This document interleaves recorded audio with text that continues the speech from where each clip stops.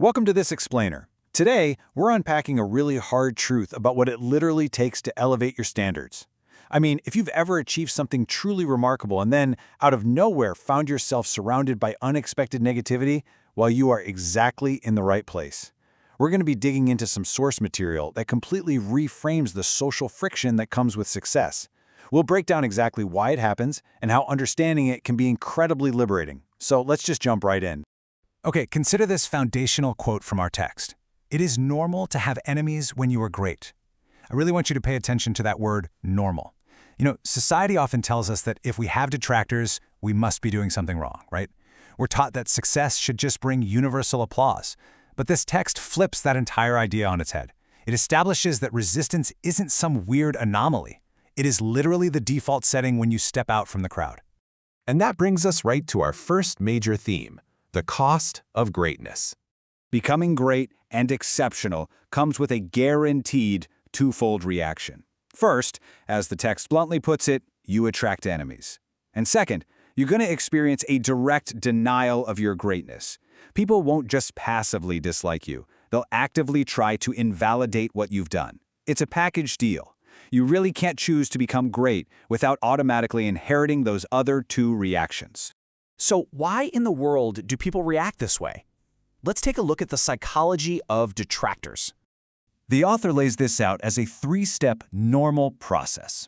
Step 1, you do the work and you reach higher standards. Step 2, your success actually acts like a mirror, forcing observers to confront their own stagnant position and their inability to achieve. And because that reflection hurts, we arrive at step 3. They try to drag you down just to restore their own comfort.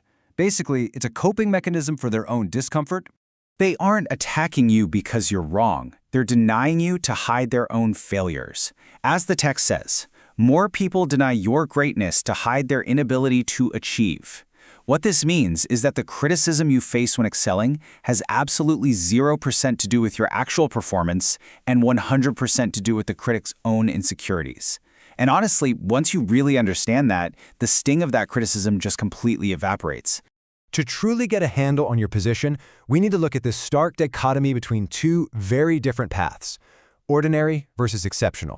The author defines being ordinary simply as conforming to the norms of society. It just means doing what's expected, blending in, and kind of suppressing your unique potential just for the sake of the group. And, as you'll see, there's a very specific social reward for playing by these rules. If you choose the ordinary path, the text points out that you'll have more friends, mostly because you aren't threatening anyone's ego. You aren't forcing them to confront their own lack of achievement. But, on the flip side, if you choose the exceptional path and reach higher standards, you will inevitably attract enemies. It's just a fundamental trade-off. The social friction you're dealing with is actually mathematically aligned with your goals. The goal you choose dictates your action, and that action guarantees a specific social result. You can't take the action of reaching higher standards and expect the social result of having more friends. When you put in exceptional effort, the system outputs detractors. It's literally just how the social equation balances itself out. Which brings us right to our final mandate, confronting the true price of your goals. According to the text, there is exactly one thing you must do if you hold different exceptional goals. Not 5 things, not some crazy complex strategy to win over your haters, just one simple, albeit pretty difficult, mental shift. You need to accept this fact. You must accept the reality that attracting detractors is a completely normal byproduct of your success, not some red flag that you're doing something wrong. Acceptance is literally the antidote to the frustration. When you finally stop fighting the reality that great people attract enemies, you reclaim all that energy you were wasting on being offended. You stop trying to convince people who are totally committed to misunderstanding you just to protect their egos. You just accept the friction as part of the terrain. And accepting this friction is the ultimate step in actually achieving your high standards. The author writes, "This is normal, and people who have different goals need to accept this fact." Basically, the text is telling us to stop acting surprised when the exact thing they predicted actually happens. If your goals are different from the masses, well, your social experience is going to be different from the masses too. So I want to leave you with this final thought to ponder, based on everything we've unpacked in this explainer today.